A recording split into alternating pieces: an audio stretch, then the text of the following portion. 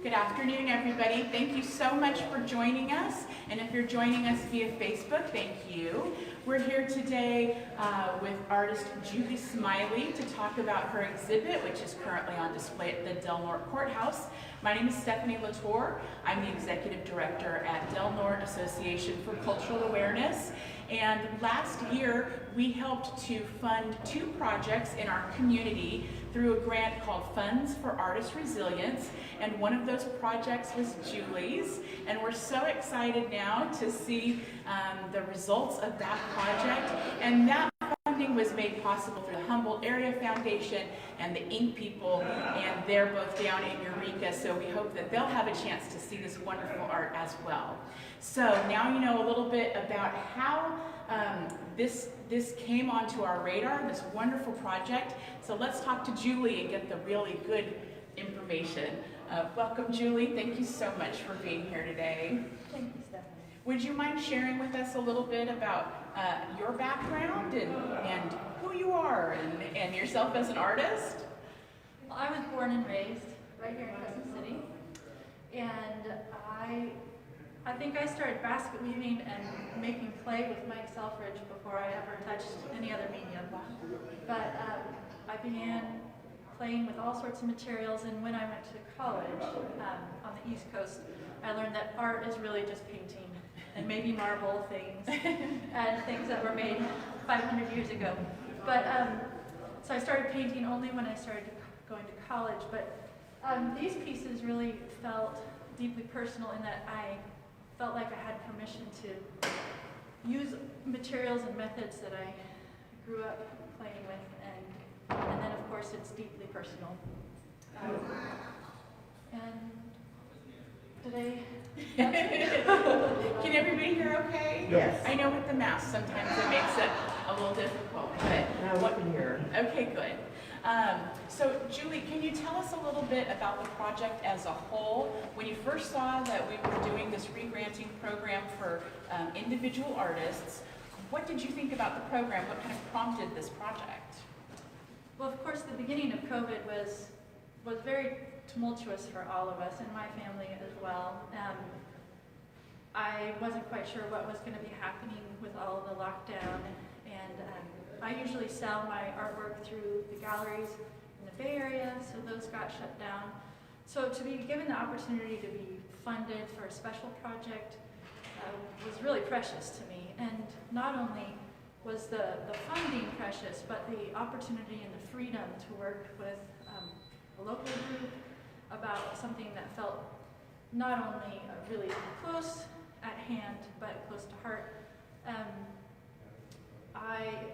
The beginning of the lockdown felt really familiar in that when I first left my abusive marriage, we had to have a restraining order. It felt really similar to being locked down in some respects to COVID. So when I saw the funding, I really wanted to do some art that finally touched on that experience and some similarities that other people could share with me. So you saw the opportunity with the program, with the re-granting funds, and so what was kind of the next step for you in developing your project? Well, I thought of that very word of resiliency and all of the positive aspects of that in my life, that I was seeing my family bloom, I was seeing myself open up to the world in so many new ways, and I felt so joyful about that. So when I thought about working with other survivors of domestic violence, that's where my heart went, was celebrating what brings us back to life, and that resiliency. So when I worked with Harrington House participants, that was our focus, was what causes us to be resilient. And one of the main characteristics of, I shouldn't say main, a common experience of domestic violence survivors is needing to come back to a sense of self-worth. That somewhere along the lines, for a lot of reasons, we've lost a sense of our worth. So that was the focus of our meditations and our work together at the shelter, was about that really positive and wonderful reclaiming of a sense of self-worth. How do you think that or how do you know even the participants in the workshops, did they really respond in a positive way to this kind of new way of maybe expressing themselves or growth? How did they respond during your workshops? I'm looking at Sherry. They responded very well. They Come over here if you don't mind, and we so maybe, I don't know if you can see her, you mind introducing yourself for My us? name is Sherry Hertz, and I'm the shelter manager for the Harrington House. And Julie, when she came to me with this, we were very excited about it. And once we started it, all the participants fell in love with it, the meditation, the painting. And even now, she comes to do meditation still. And they're like, can you paint? It really helped a lot of ladies out, so that was nice. Was this a new type of program for the residents there? It was a new type. We usually just do arts and crafts and stuff like that, so it was really nice to have somebody that knows what she's doing when it comes to art. And honestly, leading meditations was completely new to me. And for many people who participated, meditating was new in general. So there was probably some trepidation of what do we do, what's expected of us. But I think the wonderful part of being in the Harrington House is that we're agreeing to being safe.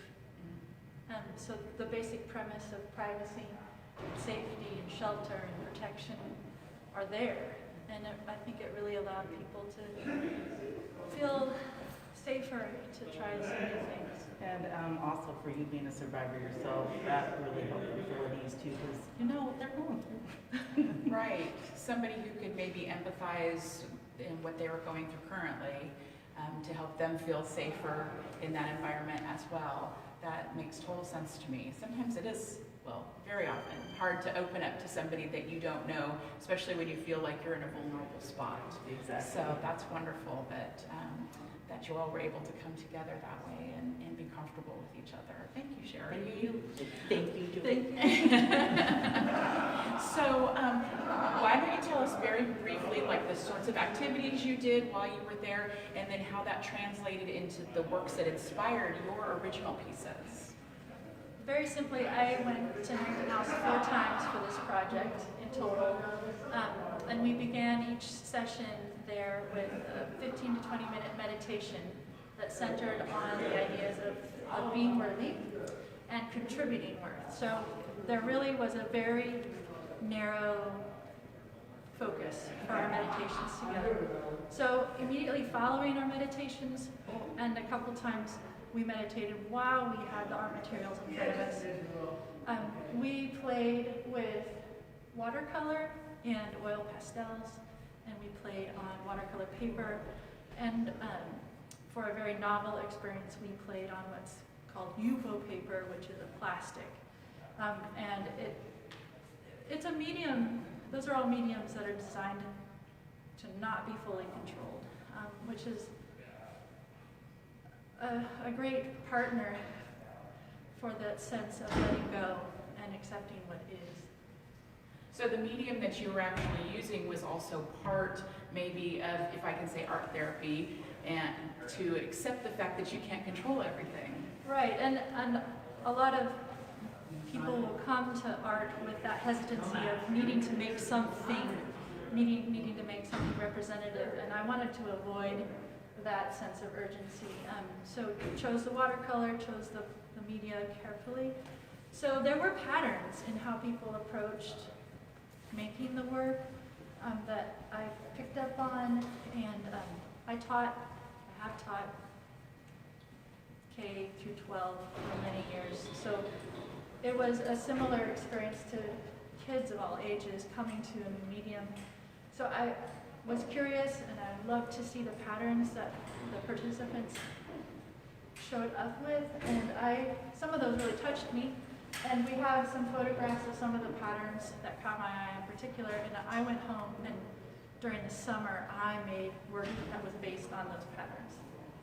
So would you like to tell us more about this one specifically?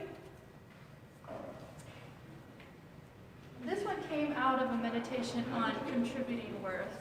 I think part of the healing process is coming back to that sense of having so much value that you actually can contribute back to society and to others, and having that role again in society is really healing. And so we meditated on that idea of what do you contribute? What can you have confidence that you're contributing back to people you love, back to people in general? And one of the images that came to mind was something fecund, like a pomegranate or a bulb, something that grows, something that has seeds that disperse.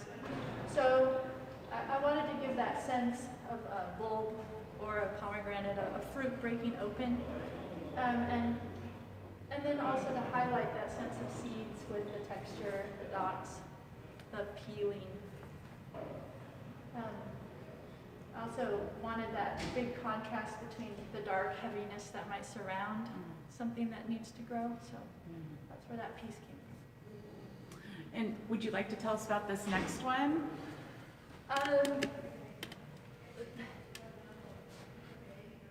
This just came out of the experience of going to Harrington House in general. It came out of my sense of what do I have to contribute? Juxtaposed, like I really do want to feel like I'm contributing something, but I'm in it with everybody else. And to show up with this sense of these are the ideas that we need to cling to. We need to cling to the fact that we're worthy of protection, that we have a right to be here, that everything about us is valuable and lovable. So this actually came out of just that sense of I'm going to show up, and I'm going to show up with these beliefs that I really want to practice. So will you take it? Obviously, people need to come with this awe to serve that, but this piece comes from just the experience of going. Do you mind if I share something about what you told me about this piece?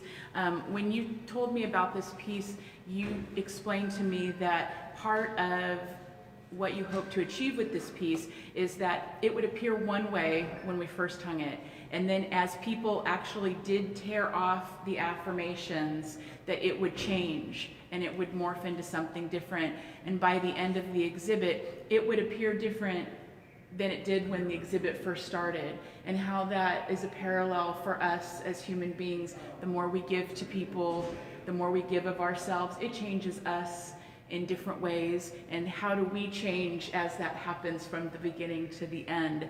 And I just thought that was such a beautiful idea. I really hope that people will take you seriously and come and participate really in this artwork by taking one of the tabs with them, and I think that's such a great idea.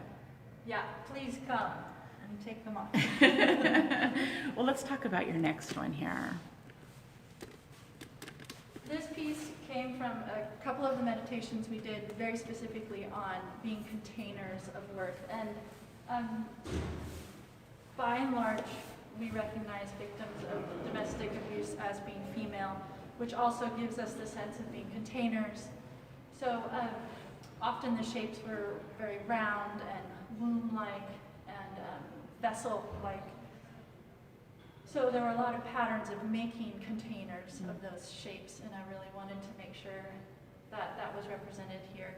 So I very directly used a large piece, and that was one of the challenges, was instead of being given a small 8.5 by 11 piece to work on, we were forced to work big. So we were forced to take up space with our containers. So this very directly came from a participant's work, and I literally cut it into strips and glued and wove them together. The inner pieces came from another participant's piece that was also about containing and holding her own space while the world around her was a very different energy. So they quite literally came from participants' work. I pieced them together.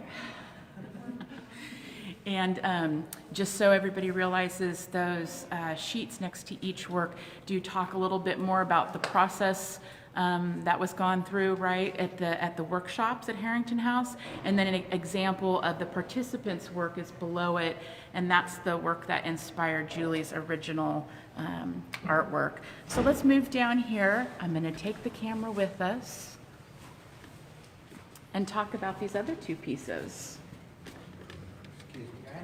This one came out of the joy of watching watercolor disperse. It's so mesmerizing and such a point of stillness and letting go. When we put wet paint on wet paper and watch to see what happens, it just is captivating for everyone.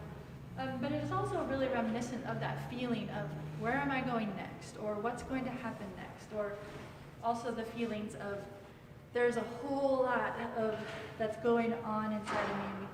We call that being flooded. So I wanted to make a piece that referenced a lot of the participants' focus and awe of watching the watercolors move, and also that shared experience of sometimes being flooded and triggered by our memories. And part of our meditation was not resisting that flood, not resisting that flow, but just saying, here I am, and I'm going to ride this wave out. And I don't need to be drowned in what my feelings and memories are, but I'm just going to say, yes, here we are, and where am I going to go next? With that strong belief of, I can do this, I'm going to survive. So this was really a challenging piece technically, because I was literally cutting along the edges of very non-specific shapes and trying to be true to what had happened on the paper while making a sharp edge. But it was also just a real organic joy of having grown up on the ocean, getting to play with what the ocean and water does. So that's the piece. Okay, let's move on here to the fifth piece. Now it looks dark, but tell us a little bit more about this one. This came directly from an experience where we all literally got up out of our seats to watch someone else's ink and watercolor flow across the paper. It was an experience where we were using the inks and the watercolors on top of Yuko, which makes the water just slide all over. It's really uncontrollable, and it moves, the ink moves for a very long time on the surface. So while one person was watching it, we all got up to admire her work with her, and one person's reaction was to say, oh, here's some really dark swirls. She said, this is spooky. And the participant, the maker, said, I'm not afraid of the dark. And it just, everything in me went, yes, like, just to honor the fact that she was seeing that it was dark, accepting that it was dark, but that she wasn't afraid of it. And it felt to me that she was saying she wasn't afraid of what her art was doing, she wasn't afraid of the threats out there. And so I really wanted to go back to that feeling when I made a work to represent that. So this is ink and lots of watercolor on top of the Yuko paper that I had to let flow and let dry over a period of time, but to highlight the fact that there's depth and there's spots of light. I went ahead and perforated the piece hundreds of times, so it's set against a bright yellow background. I wanted to have that sense of galaxy and beyond and mystery, but without the threat, but with the sense of expectancy and excitement. Julie, about how long, I'm sure it's different for each piece, but on average, how long did it take you to complete each piece? My whole life. A very artisty answer. Yes. As a painter, I often get that question of how long does it take you? And there's so many undescribable hours that go into pieces. Sometimes things happen really quickly. Sometimes there's 10 things that get jettisoned while on the way of making the one piece that takes 5 minutes. But I feel these are deeply personal things, that they only happen because of all the hours at Harrington House. They only happen because of all the hours of other experiences. And that's what goes into art, is people's lives, not just the hours of Right. producing the work. So once this exhibit finishes here at the courthouse, which is November 18th, where is it headed after that? Well, we hope that it will live at the Harrington House locally, and that will be enjoyable for years to come.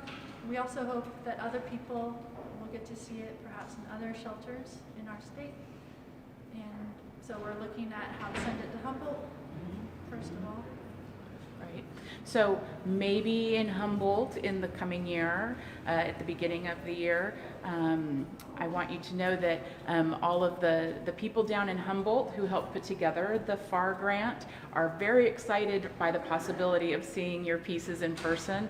And I love the idea that it might tour around That's very to different shelters. That's so impactful, maybe that they can have a similar program at their facilities.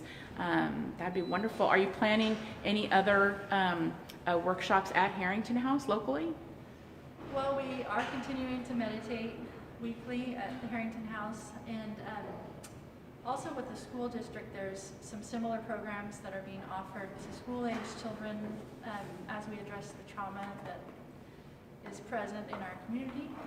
And so I'm lucky enough to work with a grant that is partnering arts with social-emotional learning. So I'm really excited about those programs that are happening right now and how they're expanding. Right.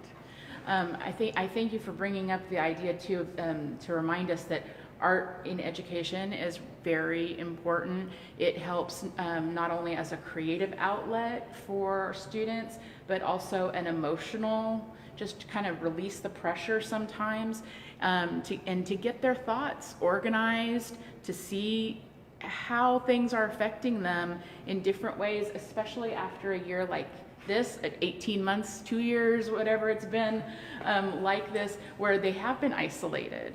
And as a way to, and it may not be visual arts, it might be music or dance or theater, poetry, whatever it is. I think it's so important to really encourage the arts in education, and thank you for doing that. It's just, it's really indescribable how important it is for students. What I would like to do now is open the floor. Does anybody have any questions for Julie about a specific piece or anything else she mentioned today? I know, you're all just waiting to go tear a piece off of that one artwork. Okay, let's go over to the one piece, and it's called what, Julie? It's called Take What You Need, I Am Worthy, Tear-Offs. Okay. Be bold, but gentle. Sherry, do you mind sharing what yours says? I have to put my glasses Oh.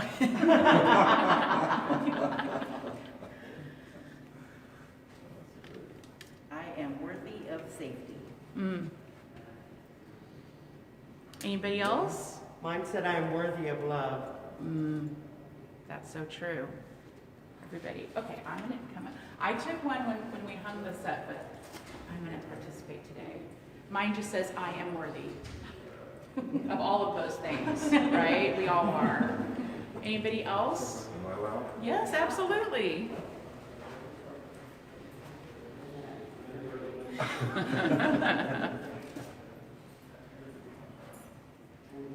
I am worthy of love. I am worthy of love. Well, so perfect then that you both got that. Would you like to? My husband and I came to see the exhibit when it opened last week, I think. And we did want to participate, and we did. But it was really interesting to me to see how differently Bud approached. I mean, it became a problem for him because he had such strong feelings that this was art, and he just, it's like he knew he should because he was invited to. But he had trouble feeling worthy enough to take a piece of paper off there. And our approach was we read the words first, and then we didn't go by color. which is, you know, kind of strange. I think I could have done it differently myself, but to have him there suffering as he chose one changed my experience. So here's a different one by color. I contribute voice. I think it's a wonderful metaphor, what you were just talking about, Marie, that we often, as a culture, we espouse these ideas of every individual having worth, and every individual having power over their own lives. But so we say we're giving permission to people, permission to take what they want and to claim it. But there's all of these very subtle aspects of socialization, of our intimate relationships that deny us. And I would say that is one of the hallmarks of abuse, is that it is a pattern, it's a context. It's not necessarily a single episode of anger, of violence. It's a pattern of denying someone their worth. It's a pattern of denying someone their efficacy. And so it's an interesting metaphor of somebody being offered these things, which I'm sure that Harrington House sees all the time. We are offered these services. Women have ways out of abusive marriages. Men have ways out of abusive marriages. But there are so many hurdles, both internal and societal, that make that so difficult. So it's a tragedy in and of itself. Wow, thank you. That was really insightful to me personally, not because I've been in that type of relationship, but just the idea that a lot of times people can offer you many things. You just have to reach out and take it and accept it, and know that it's okay to accept what they're offering, that you don't have to be afraid to take those things and avail yourself of them. And thank you, I appreciate that. Does anybody else have any other questions? Okay, so I am going to thank Julie and give her a chance very quickly for us here and also the people on Facebook to remind us, where can we find more of your art, Julie? My art can all be seen at my website. My name, Julie, B as in boy, Smiley. That's my website. And I just want to take a moment to thank you, Stephanie, and thank everybody who's here, because you know me personally. And I know that there's people watching because they love me as well. That one of the greatest points of healing is recognition. That I needed to recognize what was happening in my life, but also that when I began telling my story, other people said, yes, we believe you. So one of the most healing things is to say, I'm worthy of my story, and I'm worthy of other people saying this is true.